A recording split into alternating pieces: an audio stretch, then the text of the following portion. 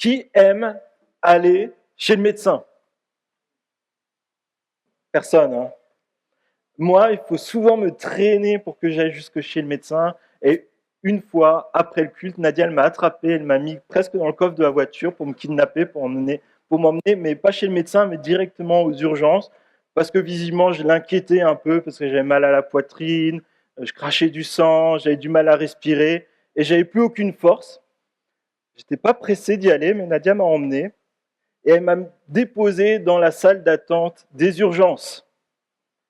Et là, bon, je m'attendais à ce que quelqu'un vienne me chercher, mais j'ai compris que finalement, être patient dans une salle d'attente, c'est littéral. Et j'ai regardé les autres patients autour de moi, et en fait, j'ai trouvé tous, enfin, une bonne partie, beaucoup plus malades que moi. Il y en avait qui avaient besoin de tenir leurs bras, parce qu'en fait, je pense qu'il manquait un morceau quelque part. Enfin bref, dans cette salle d'attente, c'était pas très joyeux. Il y avait des personnes qui étaient vraiment en souffrance, qui étaient dans la douleur. Et moi, j'ai comparé un peu autour de moi et je me suis dit, effectivement, je suis malade, mais pas autant que lui. Et là, j'ai dit à Nadia, bah, écoute, moi, c'est pas grave, quand je regarde autour de moi, on peut rentrer à la maison. Elle n'a pas voulu. Et ça me pose cette question, est-ce que c'est une bonne méthode de se comparer aux autres pour faire un diagnostic de santé? Et là, normalement, vous devriez dire non. Okay. Et qu'en est-il sur la santé spirituelle? Est-ce qu'il faut regarder aux autres pour se dire, finalement, est-ce que je suis en santé ou pas spirituelle? Et là, normalement, vous devriez dire non. Et on va voir dans ce passage que la loi révèle les exigences de Dieu et notre besoin d'un sacrifice expiatoire. Ne vous inquiétez pas, c'est un mot avec beaucoup de syllabes, mais on va l'expliquer. Tous sont sous la domination du péché et tous ont besoin de la justice de Dieu. Et on va voir qu'on est tous pécheurs, mais reste-t-il un espoir? Et on va lire le passage, on va d'abord lire les versets 9 à 20, chapitre 3.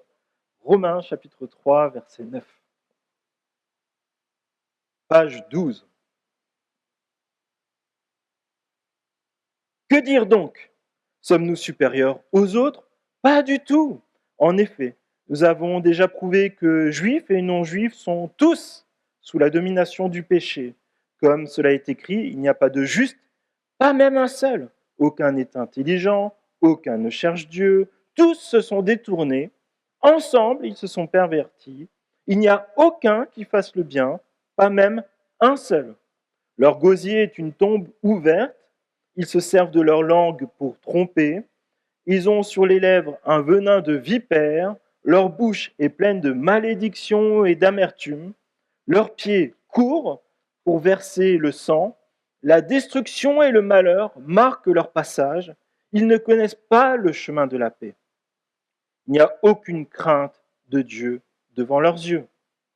Or, nous savons que tout ce que dit la loi, c'est à ceux qui vivent sous la loi qu'elle le dit, afin que toute bouche soit fermée et que le monde entier soit reconnu coupable devant Dieu.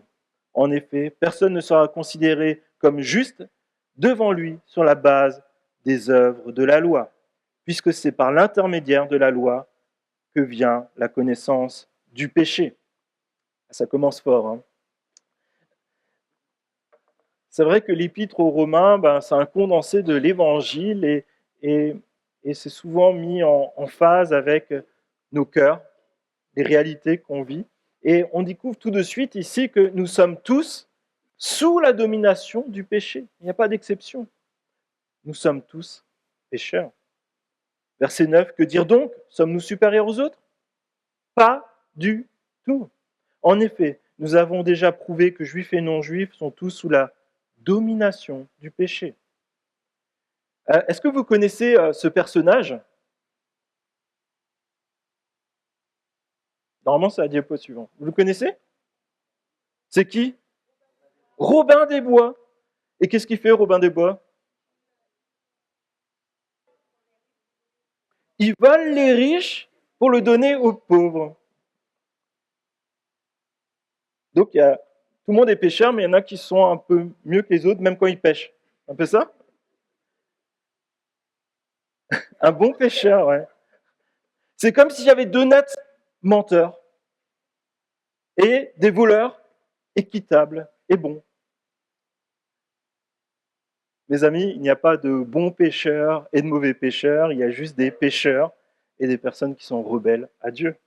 C'est ça l'enseignement de la Bible.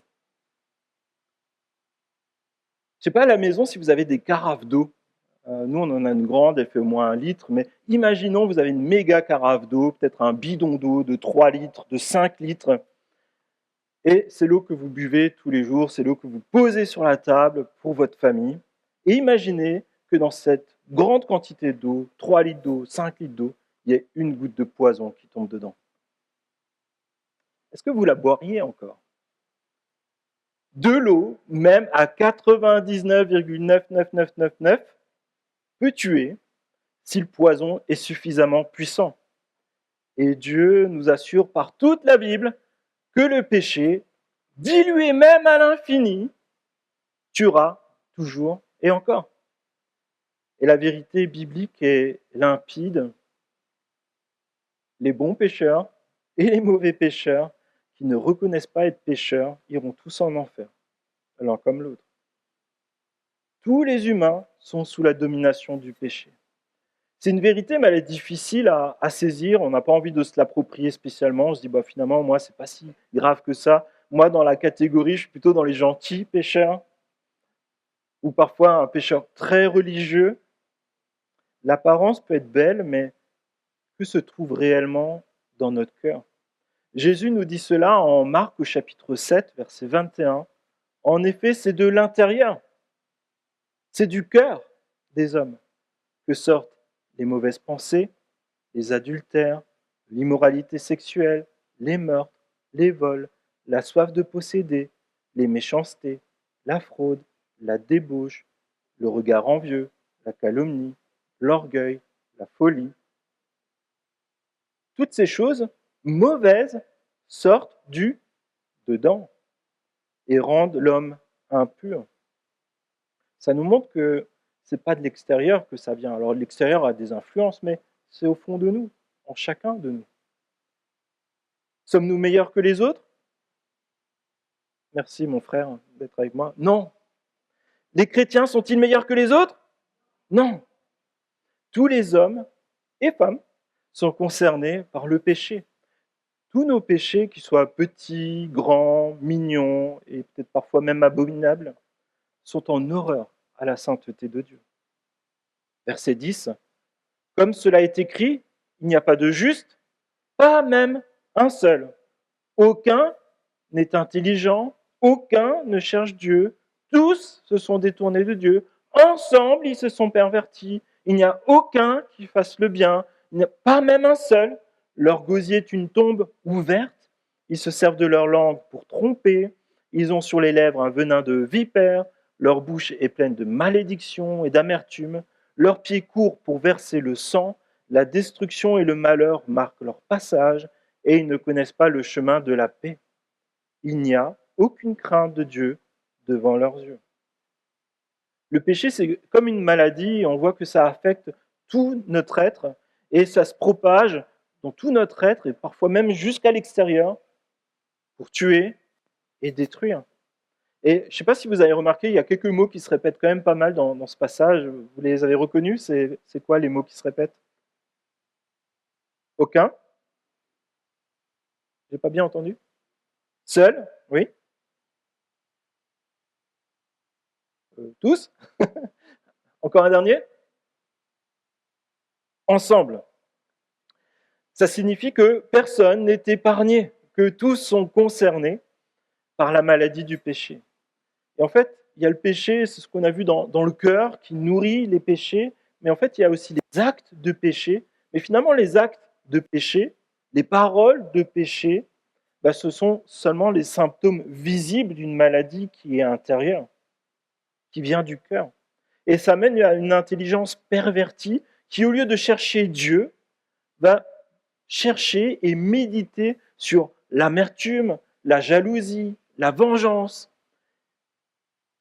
Et ça nous fait voir qu'une motivation qui n'est pas orientée vers le bien selon Dieu ça amène à des paroles venimeuses, corrompues, destructrices, qui professent la malédiction au lieu de la bénédiction. Leur bouche révèle leur cœur en décomposition. C'est ça qu'il y a littéralement dans le passage. Tout leur mode de vie est dirigé vers la violence et la mort. Et c'est vrai que par moments, on peut mettre un masque, le masque du sourire, le masque du bien commun, je fais quand même du bien. Parfois même le masque de la religiosité, de la spiritualité, tout en étant au fond de notre cœur spirituellement mort, et comme si on pourrissait de l'intérieur. Alors je sais pas vous, mais moi en entendant cette description, j'ai l'impression que c'est plus le récit de la vie de Attila le Hun. Est-ce que vous connaissez la devise, en tout cas ce qu'on a attribué à Attila le Hun? Une phrase très connue. Personne? Là où il passait, l'herbe ne repoussait pas. Moi, ça m'a fait penser à ça en premier, mais c'est vrai que là où le péché passe, ben, il y a la mort. Et pourtant, c'est la description que la Bible fait des pécheurs que nous sommes. Et vous savez, Paul, dirigé par le Saint-Esprit, il n'a pas cherché très loin en fait pour trouver ces descriptions. C'est tout simplement les descriptions qui se trouvent dans le livre des psaumes sur les hommes pécheurs. Et c'est vrai que dans certaines églises, on ne lit pas ces passages, on ne prêche pas ces passages, car ils pourraient blesser les auditeurs, faire peut-être baisser l'estime de soi. Et mes amis, ne pas les prêcher, ne pas les lire, consiste à ne pas reconnaître que l'Évangile s'adresse justement à des personnes qui se reconnaissent dans cette description.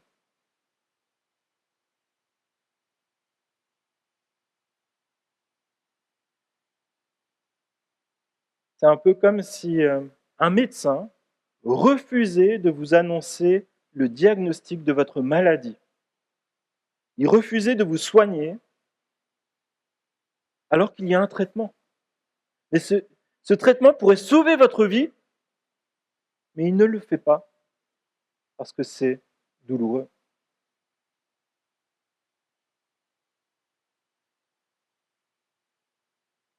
Jésus nous aime tellement que lui, il est sincère. Et dans l'Évangile, il nous appelle aussi à cette sincérité de reconnaître là où nous en sommes, parce que Jésus est le seul qui peut guérir notre cœur.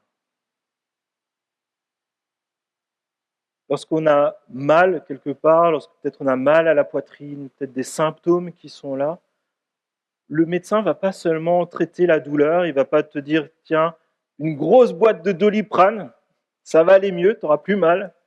Ce qu'il va faire, c'est qu'il va regarder d'où vient cette douleur. Et il va poser un diagnostic et va essayer de chercher à résoudre le problème de fond. C'est de la même manière que la Bible, elle nous enseigne que la colère n'est pas ton problème principal. La jalousie n'est pas ton problème principal. Les paroles blessantes ne sont pas ton problème principal. Ce sont des symptômes d'un cœur qui est malade, qui a besoin de Jésus. Et on voit que Paul rassemble finalement tous ces symptômes par un diagnostic qui est clair. Verset 18, il n'y a aucune crainte de Dieu devant leurs yeux. Avoir de telles attitudes ou nier la puissance destructrice du péché dans nos vies consiste à ne pas craindre Dieu comme celui qui est le juste juge. La sagesse commence par la crainte de Dieu. C'est ce que nous enseigne le livre des psaumes et des proverbes. Et toutes les fois où nous nions, où on minimise, où on justifie le péché, on agit comme si on était finalement nous-mêmes notre propre Dieu. Sylvain est le Dieu de Sylvain. Il décide qu'est-ce qui est bien ou mal. C'est comme si nous avions le droit de définir par nous-mêmes ce qui est bien et mal. Et la crainte de Dieu, elle nous rappelle justement que nous devrons tous, chacun d'entre nous, chaque être humain, rendre compte à Dieu de nos actions et de nos inactions, de nos paroles et de nos silences. Je ne sais pas vous, mais même si vous avez l'habitude de rouler un peu au-dessus des limites de vitesse, Et même si vous n'êtes pas un chauffard qui roule régulièrement au-dessus des limites de vitesse, lorsque vous avez votre GPS qui commence à clignoter et vous dire « Attention, il y a un radar à proximité », naturellement, qu'est-ce que vous faites? On freine tous un peu et on regarde tous notre cadran pour vérifier qu'on est dans les clous ou pas. Je suis le seul? Pourquoi? Parce que tu sais que tu ne pourras pas débattre avec le radar. Tu peux t'arrêter, sortir de la voiture et lui parler. Il t'a flashé, c'est fini. Le radar aura le dernier mot. Et la crainte de Dieu, ce n'est pas une terreur, ce n'est pas une angoisse, mais c'est la conscience que notre vie se déroule en permanence devant le regard de Dieu. Et sans la crainte de Dieu, on a tendance à redéfinir nous-mêmes ce qui est bien et ce qui est mal en fonction de quoi? Ce qui nous arrange. On se justifie et parfois on s'auto-déclare innocent même. Et mes amis, on aura tous des comptes à rendre à Dieu. Le jour où je me présenterai devant Dieu, est-ce que je pourrais réellement me justifier de la façon dont je l'ai fait devant Dieu? Personne ne pourra. Le passage nous dit littéralement, toute bouche sera fermée. Au moment où on arrivera devant Dieu, on ne pourra pas débattre, on ne pourra pas dire oui, mais en fait, j'avais ceci, j'avais cela. Non. La loi de Dieu s'applique. Et il y a des conséquences au péché et le commandement de Jésus pour les humains et surtout pour les disciples de Jésus-Christ et pour les disciples de Jésus-Christ qui se réunissent dans notre Église. Matthieu 22, Matthieu 7 c'était la semaine dernière quand on cherchait le passage. Matthieu 22, Jésus qui nous donne le commandement. On peut le lire même ensemble. Tu aimeras le Seigneur ton Dieu de tout ton cœur, de toute ton âme, de tout ton esprit et ton prochain comme toi-même. Et justement, le péché, ça consiste à haïr, désobéir et mépriser de tout son cœur, de toute son âme et de tout son esprit Dieu. Et de l'humilier, de calomnier, de détruire, de mépriser son prochain par orgueil, par jalousie, par amertume, par vengeance. Le péché affecte directement notre relation, à la fois avec Dieu, mais aussi avec les autres. Et ce tableau que nous décrit Paul, mais qui nous décrit la Bible et que le Saint-Esprit nous révèle, il n'est pas enchanteur, il n'est pas à la gloire de l'homme. On n'a pas envie d'être cet homme qui est décrit.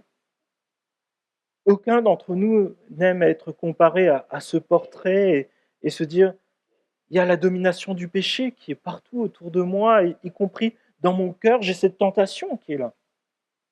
Pourtant, tous les hommes sont sous la domination du péché. C'est ce que révèle clairement le texte. Du coup, la question qui se pose pour nous, c'est comment ne pas être sous la domination du péché? Mes amis, il n'y a qu'une seule solution. La Bible nous apprend que chacun est esclave de ceux qu'il a dominés. Chacun est esclave de ceux qu'il a dominés.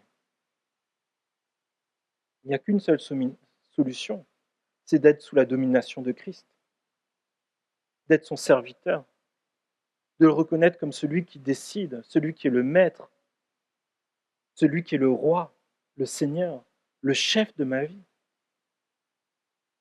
Et une fois que le constat du péché est posé pour les humains et finalement pour chacun d'entre nous, on se rend compte qu'on a tous besoin de la justice de Dieu.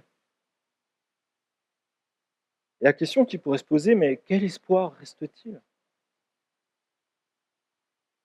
On va le lire justement, les versets 21 à 31.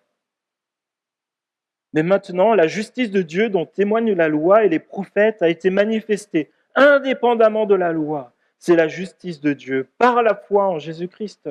Pour tous ceux qui croient, il n'y a pas de différence.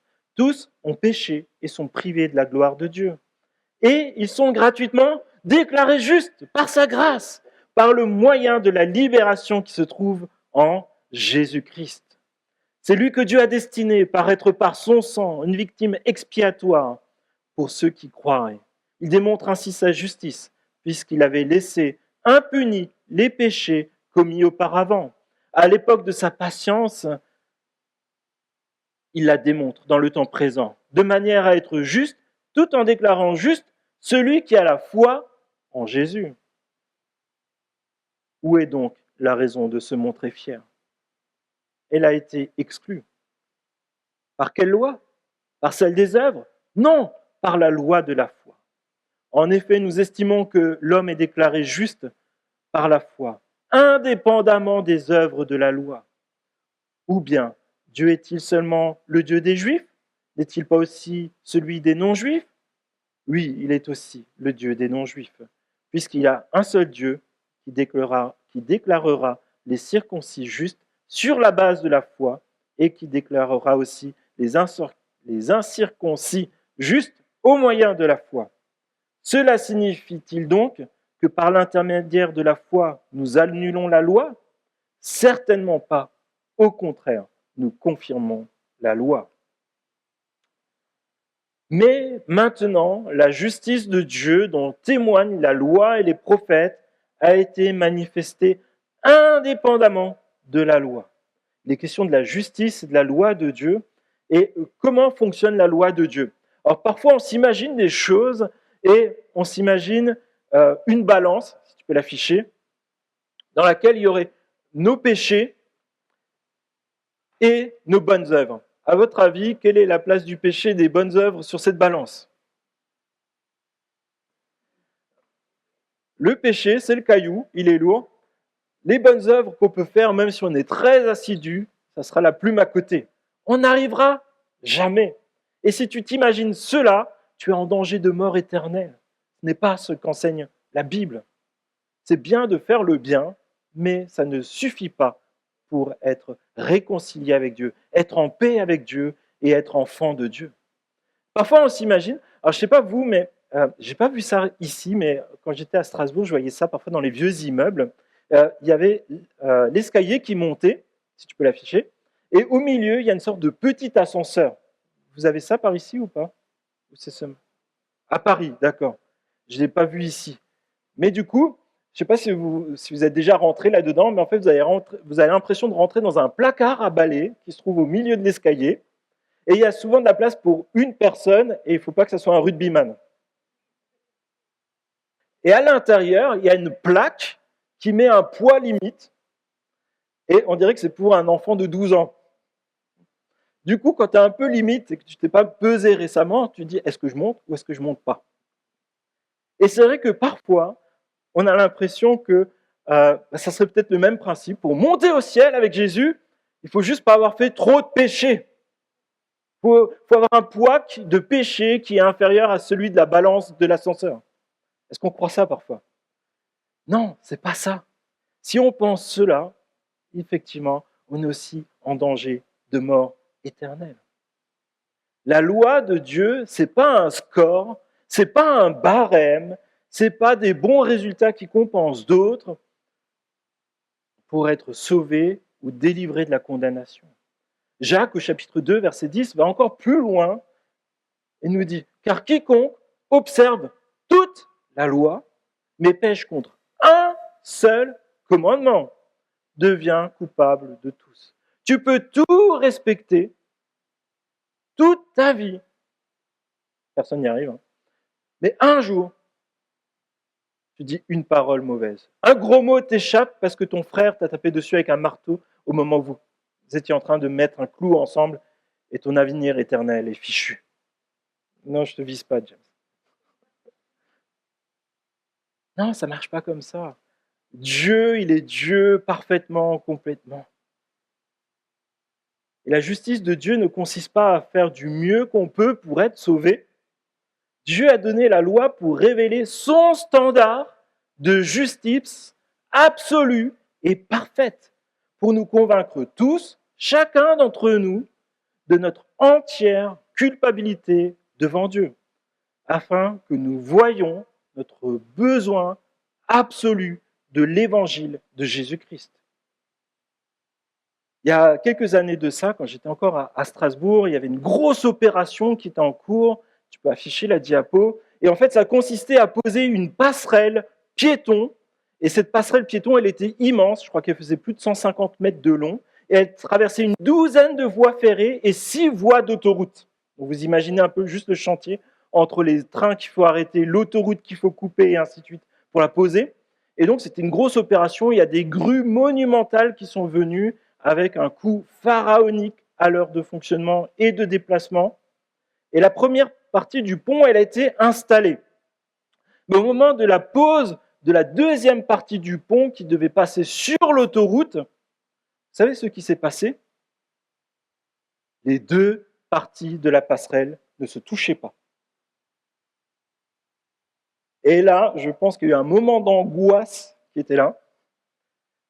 Et ils n'ont jamais réussi à finir ce soir-là. Et ils ont dû laisser les grues là parce qu'ils imaginaient encore pouvoir trouver une solution de dernière minute. Donc avec chaque minute qui passe des milliers d'euros. Et ils ont dû revoir tous les calculs. Ils ont dû redémonter la passerelle qu'ils avaient déjà posée pour la modifier pour poser la deuxième. Imaginez juste avec les coupures ferroviaires, 12 voies de train, 6 voies d'autoroute.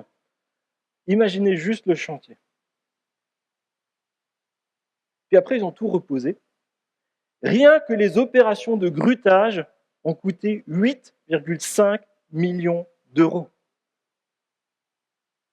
Et ça nous rappelle que les petites approximations, les petites erreurs peuvent avoir des conséquences dramatiques. On ne les voit peut-être pas sur 1 mètre, mais sur 150 mètres, ça commence à se voir.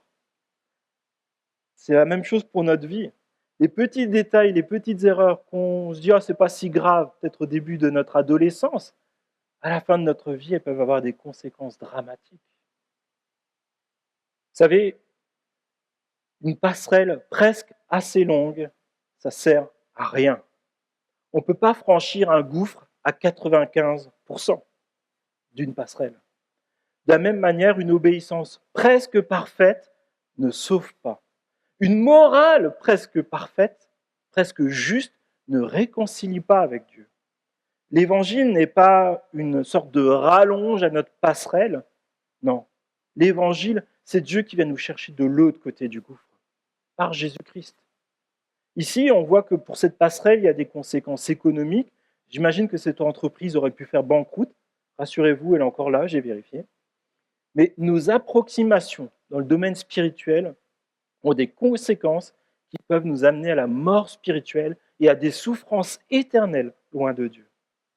Et la loi nous est donnée par Dieu pour comprendre que nous n'arrivons pas par nous-mêmes, malgré tous nos efforts, à répondre à toutes les exigences de la sainteté de Dieu. Mais il y a une bonne nouvelle. Verset 21, mais maintenant la justice de Dieu dont témoignent la loi et les prophètes a été manifestée indépendamment de la loi. C'est la justice de Dieu par la foi en Jésus-Christ pour tous ceux qui croiraient. Il n'y a pas de différence. Tous sont péchés, sont privés de la gloire de Dieu et ils sont gratuitement déclarés justes par la grâce, par le moyen de la libération qui se trouve en Jésus-Christ. C'est lui que Dieu a destiné à être par son sang une victime expiatoire pour ceux qui croiraient.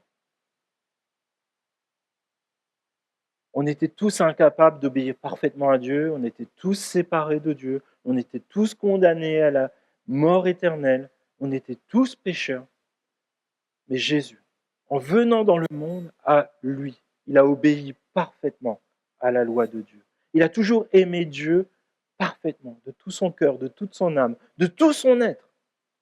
Jésus a vécu une vie parfaite d'obéissance et de consécration à Dieu, y compris dans la souffrance ultime et complète. Il a aimé parfaitement Dieu et il a aimé parfaitement chacun d'entre nous ici présents. Et c'est pour ça qu'il s'est présenté comme cette victime expiatoire parfaite pour expier nos péchés. C'est Jésus qui a payé pour tous les péchés que nous commettons, jour après jour. C'est Jésus qui a dit toute cette souffrance qui était liée à ce péché, que Sylvain a fait. Des fois où il a dit des choses qu'il ne fallait pas. Toutes les fois, il a fait le mal, toutes les fois où il n'a pas fait ce que j'attendais. C'est la mort éternelle, c'est la souffrance loin de Dieu. Et j'ai payé le prix pour cela. Et mes amis, il l'a fait pour chacun d'entre vous, pour toi, pour ton voisin. Il a payé le prix. Il a subi notre condamnation qui devait être éternelle. Ça nous rappelle cette histoire qu'on a rappelée récemment avec Abraham et Isaac. Abraham devait sacrifier Isaac, mais Dieu a pourvu. Et de cette même manière, Dieu a pourvu par son propre Fils, par Jésus, qui est avec lui de toute éternité, à ce sacrifice qui était nécessaire pour que toi et moi, nous soyons enfants de Dieu, que nous soyons avec Dieu pour l'éternité. Vous comprenez, la justice n'est pas annulée. La justice de Dieu est parfaite et doit être accomplie. Mais elle est accomplie par le sacrifice substitutif de Jésus. C'est-à-dire que Jésus, il a pris ta place. Il a pris ma place. Et par Jésus, Dieu le Père a délivré du péché, du châtiment, de la domination du péché, tous ceux qui placent leur foi en Jésus. C'est-à-dire à reconnaître qui est Jésus. Jésus pleinement Dieu, pleinement humain. Jésus qui a obéi de manière suffisante aux besoins du sacrifice qui était nécessaire pour chacun d'entre nous. Mais aussi Jésus comme le roi des rois, le Seigneur des seigneurs et le chef de ma vie. L'évangile est complet en Jésus. Et Dieu démontre que chacun d'entre nous en a besoin de la justice de Dieu. Il démontre ainsi sa justice puisqu'il avait laissé impunis les péchés commis auparavant à l'époque de sa patience. Verset 26. Il la démontre dans le temps présent de manière à être juste, tout en déclarant juste celui qui a la foi en Jésus. La sentence de juste de Dieu est inévitable et nécessaire pour que Dieu reste juste et saint. Dieu aurait pu, à la chute d'Adam et Ève, ou peut-être à chacune de nos chutes, finalement, nous briser et nous envoyer dans l'éternité de souffrance. Mais ce n'est pas ce qu'il a choisi. Dieu a dit, je patiente. Mon désir est que tous les hommes soient sauvés par Jésus-Christ.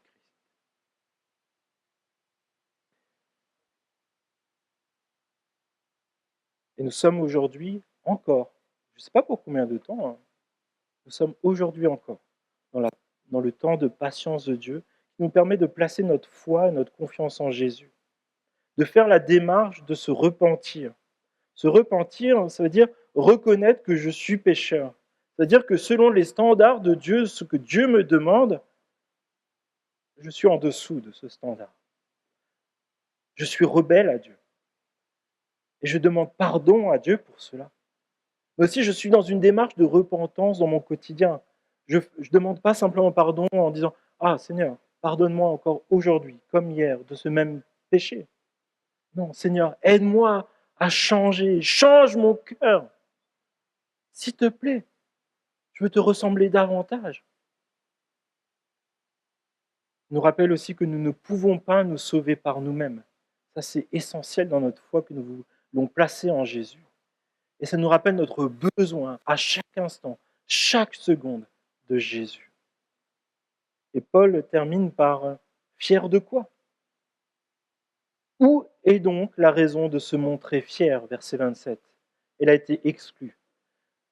Par quelle loi ? Par celle des œuvres, non par la loi de la foi. En effet, nous estimons que l'homme est déclaré juste par la foi, indépendamment des œuvres de la loi. Ou bien Dieu est-il seulement le Dieu des Juifs ? N'est-il pas celui des non-Juifs ? Oui, il est aussi le Dieu des non-Juifs, puisqu'il y a un seul Dieu qui déclarera les circoncis justes sur la base de la foi et qui déclarera aussi les incirconcis justes au moyen de la foi. Cela signifie-t-il donc que par l'intermédiaire de la foi, nous annulons la loi ? Certainement pas. Au contraire, nous confirmons la loi. Cela nous rappelle que peu importe notre histoire familiale, on peut être des descendants de chrétiens depuis N générations. On peut, dans notre quotidien, faire des tas de bonnes actions. Mais ça ne nous donne aucunement le salut. Par nos propres efforts, par nos propres mérites ou par des mérites humain de nos ancêtres. Et ça nous pose cette question, de quoi suis-je réellement fier dans mon quotidien? Et mes amis, je me suis fait quand même cette réflexion, c'est si j'étais tellement fier de Jésus, mon témoignage à la gloire de Jésus, je pense qu'il prendrait vraiment toute une autre ampleur. Si Jésus était vraiment celui dont je suis fier dans mon quotidien, à la mesure qui est nécessaire. La puissance de l'évangile de Jésus-Christ, dont on devrait être fier en tant que disciple de Jésus, je pense qu'elle serait beaucoup plus visible autour de nous, dans notre façon de parler, dans notre façon de parler de l'évangile, peut-être parfois aussi on parle de Jésus et finalement des personnes en face de nous, elles ne sont pas du tout réceptives. Peut-être parfois on a peur d'être moins aimé. En tout cas, moi ça m'arrive, hein. On se dit peut-être parfois la personne a même des paroles violentes quand je lui parle de Jésus. J'ai l'impression que plus nous plaçons notre fierté en Jésus, plus nous sommes reconnaissants à Jésus pour ce qu'il a fait, plus nous parlerons plus librement de l'évangile de Jésus-Christ. Le défi pour les disciples de Jésus est finalement de rester dans cette saine dépendance à Dieu, de faire le choix dans notre quotidien de rester sous la saine domination de Christ. C'est un choix à faire, de dire en fait je ne veux pas faire moi ce que je veux faire ce que Jésus veut. Parce que si je fais ce que moi je veux, je suis sous la domination du péché. C'est aussi simple que ça. Est-ce que je souhaite réellement être sous la domination de Jésus? Et de cultiver une sainte crainte de Dieu, qui nous rappelle que les exigences de la loi, de la sainteté de Dieu, elles sont nécessaires, que je ne veux pas en avoir peur, mais je veux à chaque instant honorer Dieu dans mes pensées, dans mes actes et dans mes paroles. Et surtout chercher à rester, à marcher dans la grâce. Pas être hypocrite, ne pas chercher mes propres mérites, ne pas me vanter, ne pas chercher ma propre sainteté. J'invite l'équipe de louange à s'installer. Vous savez, notre lecture de ce jour, elle commence par un constat qui est assez difficile.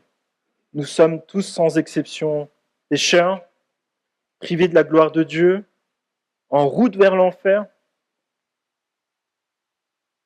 Et le constat est celui-ci, personne devant le tribunal de Dieu ne peut plaider innocent. Aucun d'entre nous ne peut plaider innocent devant Dieu. Mais le chapitre ne se termine pas dans la condamnation, tout est fichu, je vous l'avais dit. Non, loin de là. Là où tout espoir humain disparaît, Dieu intervient avec puissance par Jésus-Christ. Tu peux jouer au piano? Nous sommes tous coupables, mais aussi nous sommes tous invités à reconnaître nos péchés, avec humilité, à placer notre foi en Jésus-Christ, qui nous justifie pleinement dans la justice de Dieu, parce que Jésus l'a accompli parfaitement. Et vous savez, la même phrase qui nous humilie, c'est aussi cette phrase qui nous relève.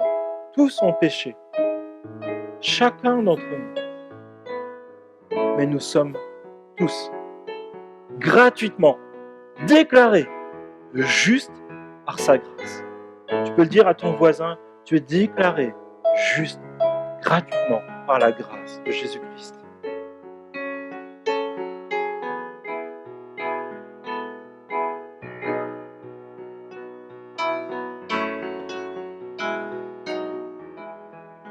Un jour, chacun d'entre nous se tiendra devant Dieu.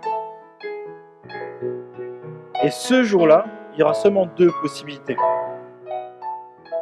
Se présenter avec notre propre justice ou se présenter avec la justice de Jésus-Christ. Alors aujourd'hui, la première, se présenter comme on est en disant finalement, je suis pas si mal que ça. Aujourd'hui, ça peut être élégant, mais je t'assure, quand tu seras devant Dieu, ça suffira pas. La seconde, de dire en fait je suis justifié par Jésus parce que j'ai placé ma foi en lui. Aujourd'hui, c'est peut-être un peu difficile. Il y a peut-être des gens qui vont se moquer de toi parce que tu es chrétien, parce que tu places ta confiance en Jésus. Tu vas vivre de manière différente des autres. Mais c'est seulement ça qui te justifiera le jour où tu te tiendras devant Dieu.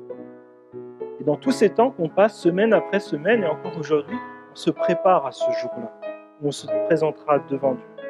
parce qu'on aura voulu honorer Dieu par toute notre vie.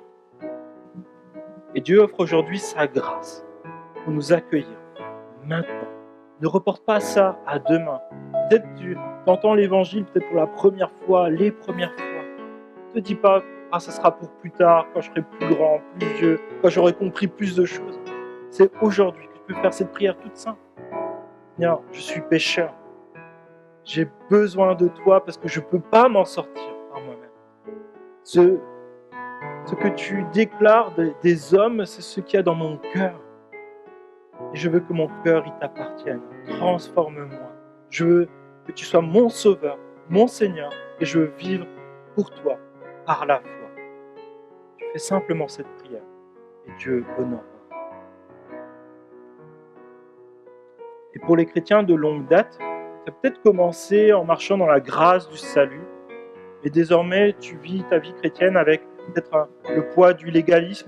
Tu te dis, il faut que je fasse ceci, cela et machin, et si je ne fais pas ça, comment les autres vont me regarder? Est-ce que je plairai encore à Dieu?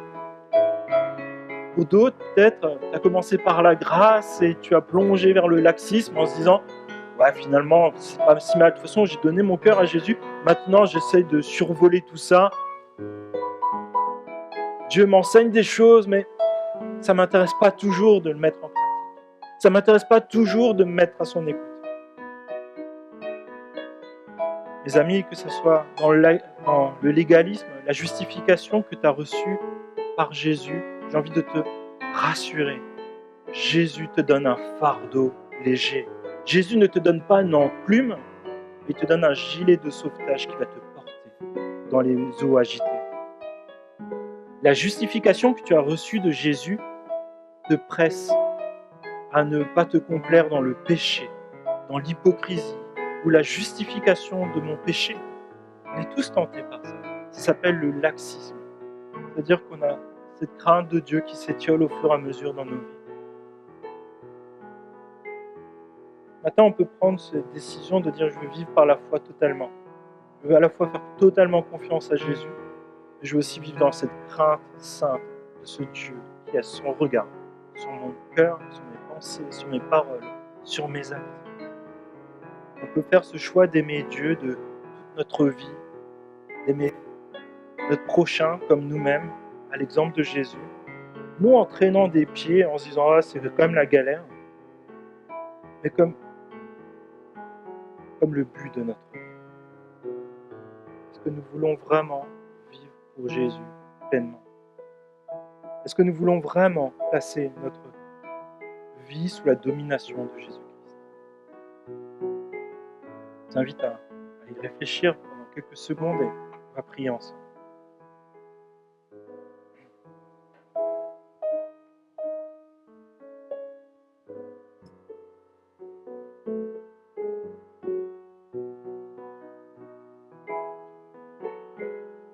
Et Père, on vient tous devant toi et on se reconnaît pécheurs.